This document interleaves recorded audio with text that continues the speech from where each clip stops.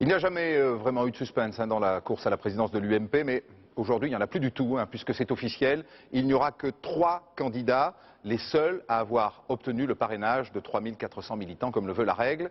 Nicolas Dupont-Aignan, le souverainiste, Christine Boutin et bien sûr Nicolas Sarkozy. Explication de Michael Darmon et Pauline Revenat. Le chemin vert, c'est leur quartier depuis 35 ans.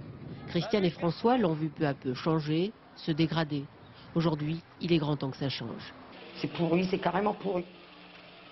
Ils mettent que des machins... le bon sujet, je demande simplement si le sujet prévu sur la nomination des 3 candidats pour la présidence de l'UMP est prêt. C'est parti. Dès ce matin, elle réunissait son équipe et trouvait son nouveau personnage. Christine Boutin sera la Cendrillon dans cette campagne pour l'UMP. Entre un député et les moyens d'un ministre, moi je n'ai pas de voiture de fonction, je n'ai pas de chauffeur, je n'ai pas d'avion, je n'ai pas tout ça. Au siège du parti où l'on jouait hier en nocturne, Christine Boutin a déposé ses parrainages dans la dernière ligne droite avant minuit. Il appartient à la commission présidée par M. Pandreau de déterminer la validité de ces bulletins. Lui s'appelle Nicolas et il veut être président de l'UMP. Jusqu'à la semaine dernière, Nicolas Dupont-Aignan ne pensait pas atteindre les 3400 parrainages nécessaires, mais ce soir, il annonce un chiffre. Non, 3500, désolé.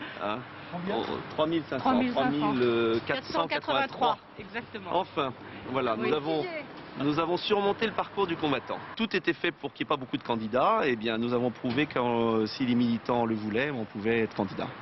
Lui aussi s'appelle Nicolas et lui aussi veut être président de l'UMP. Il annonce ce matin un nombre de parrainages.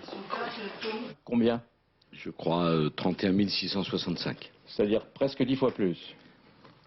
Je veux dire... À la radio, Nicolas Sarkozy devient officiellement le candidat à la présidence de l'UMP, même si un projet peut toujours en masquer un autre. C'est rassembler tous les Français, d'où qu'ils viennent et quels qu'ils soient, pour essayer de donner des partis politiques une autre image. Je veux changer les équipes, je veux changer les idées et je veux changer les méthodes.